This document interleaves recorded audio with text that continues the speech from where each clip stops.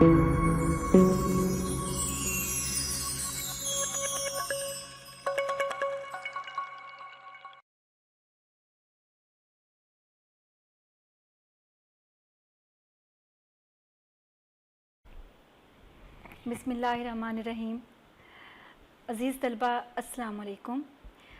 मैं शाज़े Yasmin Britain international college से आपको उर्दू के लेक्चर नंबर 4 में खुश आमदीद कहती हूँ। अज़ीज़ तलबा, ये आपका 4th लेक्चर है। इससे पहले आप उर्दू के 3 लेक्चर ले चुके हैं। पहले लेक्चर में आपके साथ मैंने किताब का तारुफ़ और उर्दू का सिलेबस डिस्कस किया था।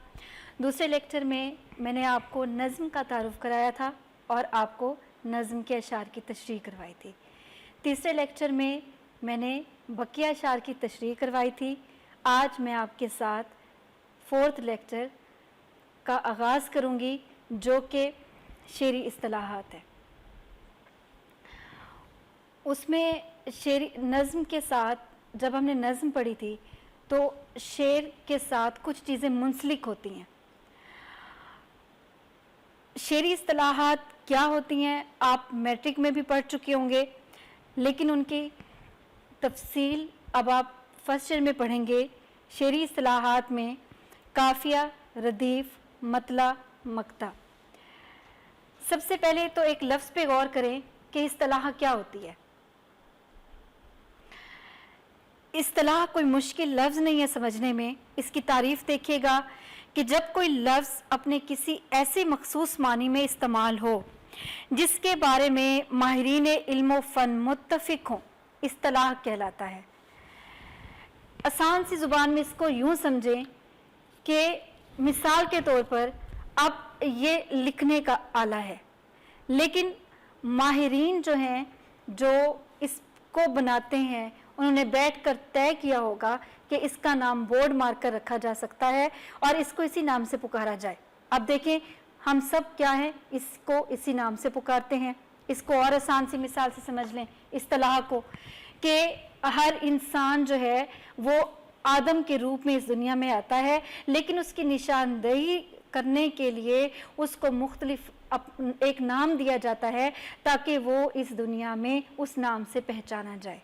इसी तरह से जब कोई शेर लिखा जाता है, इल्म फ़न के जो माहिरीन हैं वो बैठ के तय करते हैं कि किन किन असूल को हमने इस्तेमाल किया, कौन से असूल हैं, उन असूल के नाम रखे जाएं, तो उसको इस्तिलाह दे दी जाती है और सब लोग उसको उसी नाम से पुकारते हैं। मसलन हमने ये कहा कि पहचान रखी, शेर में मतला इस्तेमाल हुआ है, मक्ता, काफ़िया, रदीफ़, इन असूलों को हमने फिर नाम दिए, इसको इस्तिलाह कहते हैं। अगला देखिएगा, मैंने लफ्ज़ इस्तेमाल किया था शेरी इस्तिलाहात। शेर क्या है? शेर, इसकी वजाहत मैं आपको इस वजह से दे रही हूँ कि हमारे जहनों में होता है शेर फ़न है, शेर दिल बहलाने के लिए कह दिया जाता है, शेर का बस यही मकसद है। अगर आप इसके मानी पे गौर करें तो हम इसकी तफसील देखते हैं कि असल में शेर है क्या। शेर अरबी ज़ुबान का लफ्ज़ है जिसके लग़वी मानी हैं शऊर, जानना, बूझना। इसी तरह से इसके इस्तिलाही मानी हैं कि वो कलाम मौज़ू जिसमें तासीर है, जिसमें हुस्न अदा है।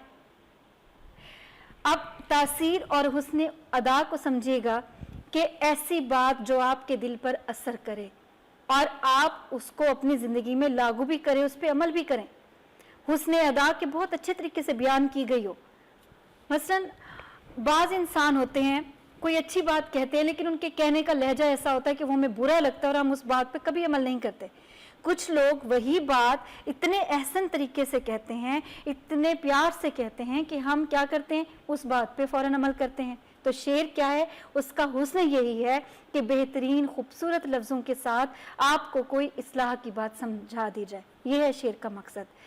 शेरी इस्तिलाहात के इस लफ्ज़ को समझने के बाद अब देखिएगा कि कौन कौन से असूल हैं जो एक शेर लिखने में कार आमद होते हैं, या एक शेर किन असूलों से मिलकर बनता है। उसमें मतला, मक्ता, काफ़िया, रदीफ़ हैं, लेकिन सबसे पहले मैं आपको काफ़िया समझाऊंगी, क्योंकि जब आप काफ़िया और रदीफ़ को समझ जाएंगे तो फिर आपके लिए मतला और मक्ता को समझना भी आसान हो जाएगा। काफ़िया इसके लघवी मानी क्या है? पीछे पीछे आने वाला, पै दर पे आने वाला।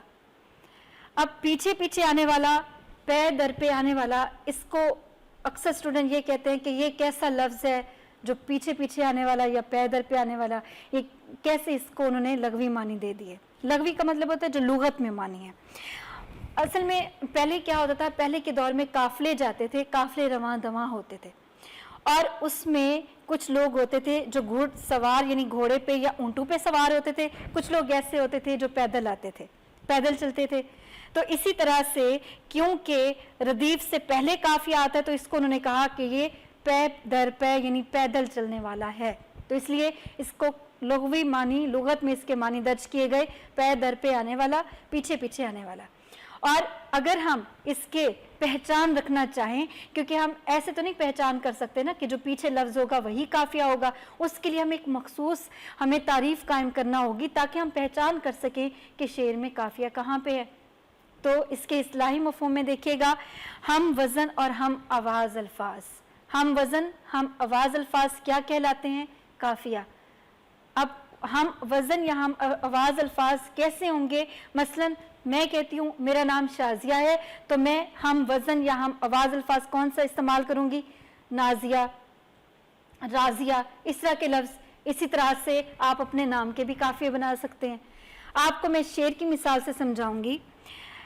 एक ही सफ में खड़े हो गए महमूदो अयाज, ना कोई बंदा रहा ना कोई बंदा नवाज। इसमें देखिएगा कि काफिया कहाँ पे इस्तेमाल हुआ है?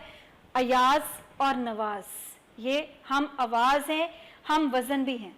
हम इसको देखिए, अगर आपका अयाज और फिर दूसरे मिसरे में भी अयाज आ जाता तो ये हम वज़न नहीं है, ये बल्कि एक जैसे हो जाएंगे।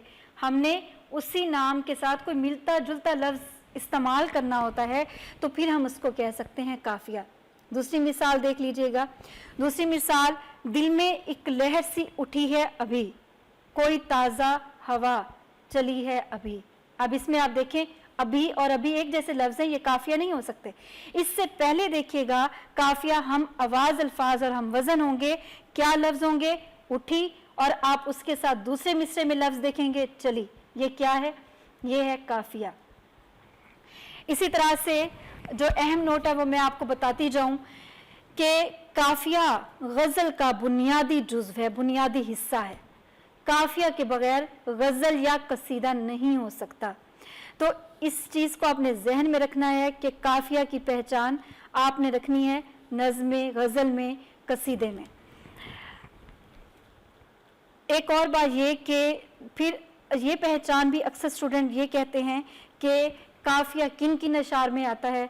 तो आपने जो अपनी नज़्म पढ़ी है, नज़्म आप उसके मुतालिया से काफिया जो है वो उसकी पहचान कर सकते हैं। मसलन अब काफिया जो है पहले गज़ल या नज़्म या कसीदे के पहले शेर के दोनों मिसरों में आता है, जबकि जब गज़ल या नज़्म का अगला शेर शुरू होगा तो पहले मिसरे में वो हम आवाज़ लफ्ज़ नहीं होगा बल्कि दूसरे मिसरे में होगा। मसलन अब अगर हमने इस्तेमाल किया है पहला लफ्ज़, पहले मिसरे में अयाज, दूसरे में नवाज, तीसरा हम छोड़ देंगे, चौथे में उससे मिलता जुलता लफ्ज़ हम लेकर आएंगे, तो ये इस तरह से पूरी नज़्म होगी। बल्कि ऐसा भी होता है काफिया और रदीफ की बिना पर ही गज़ल की पहचान, अशार की पहचान की जाती है कि कौन सी गज़ल के हैं। इसी तरह से अब हम चलते हैं, दूसरा जो है वो असूल देखते हैं शेरी इस्तिलाहात का, वो है रदीफ। रदीफ क्या है? रदीफ के लग़वी मानी है घुड़सवार के पीछे बैठने वाला, पिछला सवार। आपको मैंने काफिया में एक बात समझाई थी कि पहले के दौर में कुछ लोग काफिले की सूरत में सफ़र किया करते थे, उनमें से कुछ सवार होते थे और कुछ क्या होते थे? पैदल। उनमें जो पैदल थे उसको हमने काफिया की जेल में रखा, जो सवार हैं वो किस जेल में आएंगे?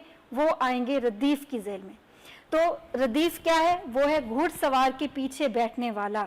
इसको समझिएगा कि घुड़सवार के पीछे बैठने वाला, वो सवारी जो उसने पीछे उठाई हुई है, आगे वाला नहीं। क्योंकि आपके एमसीक्यूज में आ जाता है जी रदीफ की क्या पहचान है, कि वो अगला सवार है या पिछला सवार है, तो हम उसको पिछला सवार कह सकते हैं क्योंकि लुगत में इसके मानी दर्ज हैं घुड़सवार के पीछे बैठने वाला। इस्लाही मानी इसके देखिएगा, इस्लाही मानी है काफिया के बाद जूं के तूं दोहराए जाने वाले लफ्ज़, एक जैसे लफ्ज़, हम शक्ल अल्फाज, हम शक्ल, एक जैसी शक्ल।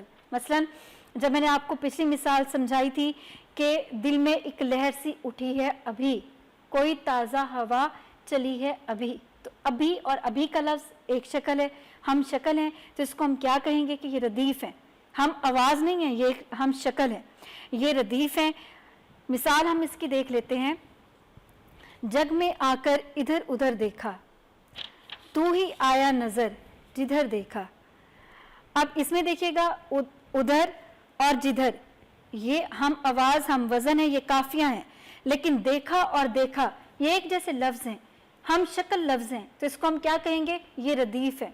इसी तरह से आप दूसरी मिसाल देखिएगा, वो जो हम में तुम में करार था, तुम्हें याद हो कि ना याद हो, वही यानी वादा निभाह का, तुम्हें याद हो कि ना याद हो। अहम पॉइंट नोट कीजिएगा कि क्या रदीफ़ एक लफ्ज़ पर मुश्तमिल होती है? नहीं, इसकी तादाद मुकर्रर नहीं है, एक से ज़्यादा अल्फाज पर भी मुश्तमिल हो सकती है, और इसमें पूरे मिसरे भी रदीफ़ पर आ सकते हैं। इसमें देखिएगा कि जो मैंने पहली मिसाल आपको समझाई है उसमें सिर्फ एक लफ्ज़ पर मबनी है रदीफ़ के देखा और देखा। अब जो दूसरी मिसाल मैंने आपको समझाई है उसमें यह है कि तुम्हें याद हो कि ना याद हो, कई अल्फाज पर मुश्तमिल है ये रदीफ़। तुम्हें याद हो कि ना याद हो यानी जो एक जैसे लफ्ज़ कई अल्फाज पर अगर मुश्तमिल होंगे तो हम उसको भी रदीफ़ कह सकते हैं। अगर इसको आपने उम्मीद है कि आपने इसको समझ लिया होगा। इसको देखिएगा कि रदीफ़ के बग़ैर गज़ल हो सकती है, लेकिन काफ़िया के बग़ैर गज़ल नहीं हो सकती। ये आज का सबसे अहम पॉइंट है। आप इसकी प्रैक्टिस करेंगे, जो नज़्म मैंने आपको पढ़ाई है हम उसमें से आपके लिए ये जो है वो एक तहरीरी इम्तिहान होगा कि आप उसमें से देखें काफ़िया कौन सा है और उस नज़्म में रदीफ़ कौन सी है। उम्मीद है कि आपको ये लेक्चर समझ में आ गया होगा। अगले लेक्चर नंबर 5 के साथ मैं फिर हाजिर होती हूँ। अल्लाह हाफिज़।